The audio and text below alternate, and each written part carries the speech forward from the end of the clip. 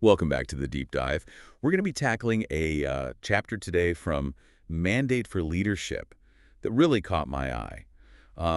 It dives into the U.S. Agency for Global Media, that's the USAGM, and, it raises some serious questions about whether it's living up to its mission. Yeah, this chapter doesn't hold back. It paints a pretty stark picture of an agency grappling with some fundamental challenges. So before we kind of jump into the critiques, let's just make sure everyone's on the same page. Mm. What exactly IA's the USAGM? What are they supposed to be doing, with our tax dollars? In essence, the USAGM's mission is to utilize media to promote freedom and democracy around the world. You can think of it as America's voice on the global stage. Okay, so pretty crucial role, especially in today's world. Yeah. We're talking about some big names under their umbrella, right? Not just like some small-time operation. Exactly. The USAGM oversees Voice of America, which I think most people have heard of, but also Radio Free Europe or Radio Liberty, a lot of times called ARA for short, and others like the Middle East Broadcasting Networks and Radio Free Asia. These are platforms with massive reach, broadcasting in dozens of languages. Okay, so that's a lot of responsibility. But this chapter that we're diving into argues they're not exactly hitting the mark. Where do the problems start? Well, the author contends that the agency has strayed from its core mission, and this is where things get interesting. They claim the content coming from some of these networks, particularly Voice of America, has shifted in a worrying direction. Worrying how? Are they not reaching enough people, or is it something else? It's more about the content itself. The author alleges that instead of consistently promoting democratic ideals, VOA has, at times, echoed the talking points of America's adversaries. And that raises serious questions about the agency's effectiveness in promoting U.S. interests abroad. So instead of being a beacon of democracy, they're potentially amplifying the voices that they're supposed to be countering. That seems counterproductive, to say the least. Exactly. And it gets even more complicated when you look at the historical context. The agency hasn't always been called USAGM. It started back in 1994 as the Broadcasting Board of Governors, or BBG. The name change came in 2018, but the core mission, at least on paper, remained the same: to utilize media in support of American values and interests. Okay, so same mission, different name. But is this shift in content like a new thing? Or has this been kind of building for a while? The chapter really focuses on the period during the Trump administration, highlighting instances where VOA content was seen as overtly critical of the president and his policies.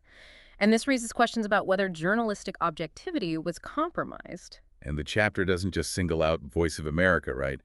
They're concerned about other networks under the USAGM umbrella as well. That's right. Radio Free Europe or Radio Liberty, which played a crucial role during the Cold War, also comes under fire. The author argues that it has drifted from its original purpose and is now facing significant security risks, including potential espionage. Espionage. Now, that's a serious allegation. Oh. What kind of security breaches are we talking about here? The chapter suggests there have been instances of foreign operatives potentially working within R4All, posing a serious threat to the agency's integrity and security.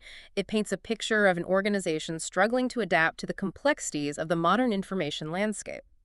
Okay, so we've got potential bias in content, possible security breaches, a sense that these organizations might be kind of adrift from their original purpose. But it's not just about messaging, right? Money always plays a role in these government agencies. What does the chapter say about how USAGM is managing, taxpayer dollars? That's another area where the author raises concerns. They claim that the agency has a history of financial mismanagement, wasting resources and duplicating efforts across its various networks.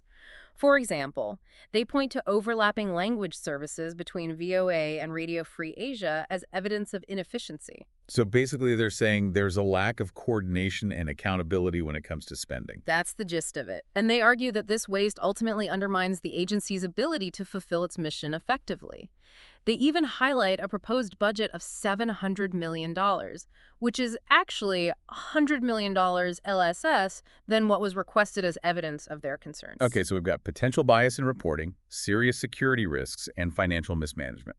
It sounds like a recipe for disaster. It certainly paints a concerning picture, and there's even more to unpack. The chapter delves into some pretty interesting claims about the USAGM's use of visas and their approach to technology, which is where things take another unexpected turn. I am intrigued. Let's dive into those details. So the chapter points out this seemingly small detail about the agency's use of visas. That really caught my attention.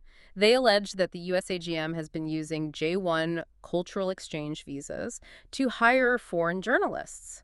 instead of the I visas that are specifically meant for media professionals. That seems odd. Why wouldn't they just use the correct visa category? What's the author's take on that?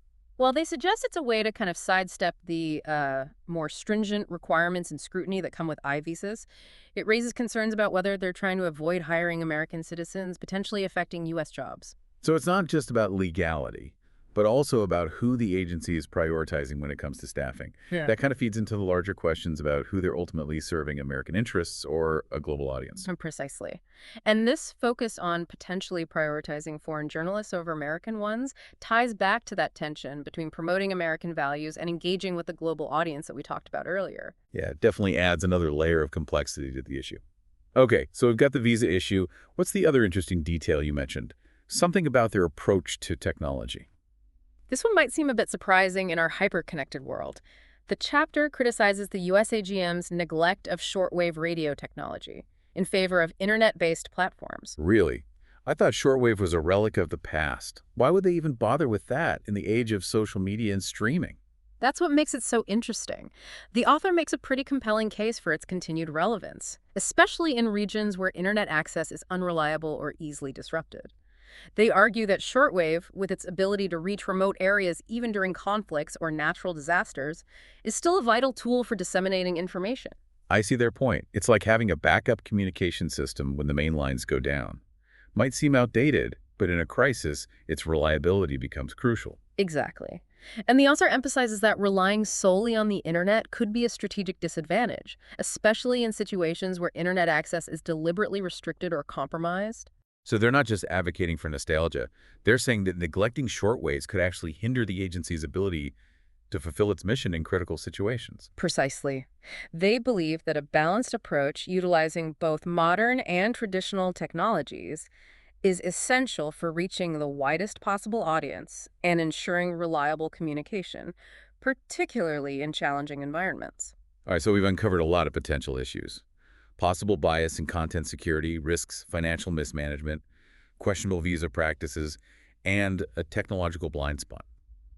It sounds like the USAGM is in dire need of a serious overhaul, but does the author offer any solutions? They do, and some of their proposals are pretty bold. For example, they suggest that placing the USAGM under the supervision of either the National Security Council or the State Department might improve oversight and accountability. Wow, that's a big change. It would essentially strip the agency of its independence and place it directly under the control of another government entity. That's sure to generate some controversy. It's definitely a radical proposition. But the author believes it might be necessary to ensure the agency's activities align with U.S. foreign policy objectives and to improve its overall effectiveness. They argue that stronger oversight could help address the concerns about biased reporting and ensure a more responsible use of taxpayer dollars. So it's a trade-off, potentially sacrificing some independence in exchange for greater accountability. It's a tough call. What are your thoughts on that? It's a complex issue with valid arguments on both sides. On the one hand, you don't want to stifle journalistic freedom or compromise the agency's ability to report objectively. But on the other hand, you can't ignore the concerns about bias security and financial mismanagement. Finding that balance between independence and accountability is crucial. It seems like finding that balance is the key to addressing many of the issues raised in the chapter. It's not just about one solution or another. It's about creating a system that allows for both journalistic integrity and responsible oversight. Absolutely. And the author also stresses the importance of a comprehensive review of the hiring process. They advocate for stricter vetting procedures to minimize security risks and potential bias, ensuring that the people representing America's voice abroad are qualified and committed to the agency's mission. That makes sense. If you want to change the culture of an organization, you have to start with the people you bring in. But this is a huge undertaking. Reforming an entire agency, especially one as complex as the USAGM, is no small feat. It's definitely a challenging task, but the author seems to believe it's necessary to restore the agency's credibility and ensure that it's truly fulfilling its mission of promoting freedom and democracy around the world. It's a bold vision for sure. And it raises some fundamental questions about the role of government-funded media in the 21st century. What does this saga tell us about the challenges of projecting American values and interests on the global stage? That's a great question, and one that gets to the heart of the issue. The USAGM is more than just a broadcasting agency. It's a reflection of America's image and influence abroad. Its successes and failures are seen as a barometer of American credibility on the world stage. So if the USAGM is struggling, as this chapter suggests, does that mean America's global image is taking a hit? It's certainly possible. When an agency tasked with promoting American values is accused of bias mismanagement and security breaches, it inevitably casts a shadow on America's reputation. It's like a crack in the facade, revealing the complexities and contradictions behind the carefully crafted image of American exceptionalism. Exactly. And in an era of intense global competition where information is a powerful weapon, any perceived weakness or inconsistency can be exploited by America's adversaries. It's a reminder that maintaining a positive global image is an ongoing effort, one that requires constant vigilance, adaptation, and a willingness to address internal challenges head-on. Absolutely. And it also highlights the importance of transparency and accountability, especially for government-funded agencies operating on a global scale. Transparency and accountability, two principles that are essential for maintaining public trust, both domestically and internationally. But I think we've delved deep enough into those concepts for one episode. Indeed, we've covered a lot of ground. The USAGM's mission, its alleged shortcomings, the calls for reform, the issues of biased security funding, even the debate over shortwave radio. It's been quite a journey. It has. And it's a journey that reflects a much larger conversation about America's place in the world, its values, its influence, and its image. It's a conversation that requires our attention, our critical thinking, and our willingness to engage in constructive dialogue. Well said. And now we turn to you, our listener. What are your thoughts on this deep dive? What resonated with you the most? We'd love to hear your perspective. Join the conversation. Share your insights, challenge assumptions, and let's explore this complex issue together. After all, that's what the deep dive is all about. Until next time, keep exploring, keep questioning, and keep diving deep. It strikes me that we've been talking about this agency, the USAGM, as this big monolithic entity, but it's actually made up of individual people, journalists, and staff making decisions every day. What does the author of this chapter say about the people involved? Are they calling for a leadership shakeup, or is it more about systemic issues? You know, it's interesting you bring that up because the chapter does address the issue of leadership, but not in a way that simply blames individuals. The author acknowledges that the USAGM has faced leadership challenges, but their primary focus is on systemic issues within the agency. Okay, so not about pointing fingers, but more about addressing the underlying structures and practices that might be contributing to the problems. Exactly. They argue that even with well-intentioned leaders, the agency's effectiveness is hampered by things like bureaucratic inefficiencies, a lack of clear strategic direction, and a culture that hasn't fully adapted to the demands of the modern information environment. That makes sense. It's like trying to steer a large ship with a faulty rudder. You might have a skilled captain, but if the underlying systems aren't working properly, it's going to be difficult to stay on course. That's a great analogy. And the author's proposed solutions really focus on fixing those systemic issues. We've already talked about the possibility of placing the agency under the supervision of another government entity, but they also advocate for other significant changes. Like what kind of changes are we talking about? Give us some specifics. Well, for example, they call for a complete overhaul of the agency's budgeting process, arguing that it needs to be more transparent and accountable. They also suggest streamlining the organizational structure to eliminate redundancies and ensure that resources are being used effectively. So less bureaucracy, more efficiency, and a clearer focus on the core mission. Sounds like a tall order. It's certainly ambitious, but the author believes that these kinds of fundamental changes are necessary if the USAGM is going to truly fulfill its potential as a force for promoting freedom and democracy around the world. And they don't shy away from suggesting a pretty drastic alternative, right? Like if these reforms don't happen, they have a backup plan, so to speak. That's right. The author makes a bold statement arguing that if the agency can't be reformed to effectively serve its purpose, it should be defunded and disestablished. Wow, that's a pretty strong stance. It sounds like they've completely lost faith in the agency's ability to adapt and evolve. It's definitely a provocative statement, but it underscores the level of concern they have about the agency's perceived failings.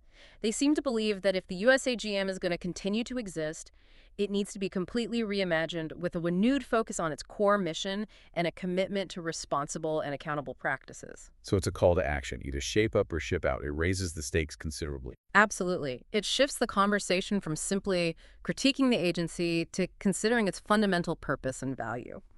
It asks the question, is the USAGM still relevant and effective in today's world? And if so, what needs to change to ensure its continued success? And those are questions that extend far beyond the agency itself.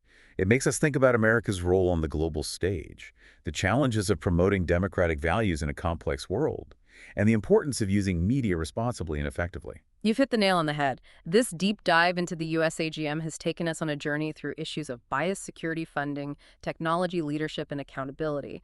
But ultimately, it's a story about America's image and influence in the world, and the ongoing struggle to live up to its ideals. It's a story that's still being written, and one that each of us has a role in shaping. We as citizens have a responsibility to engage with these issues, to ask tough questions, and to hold our institutions accountable. Well said.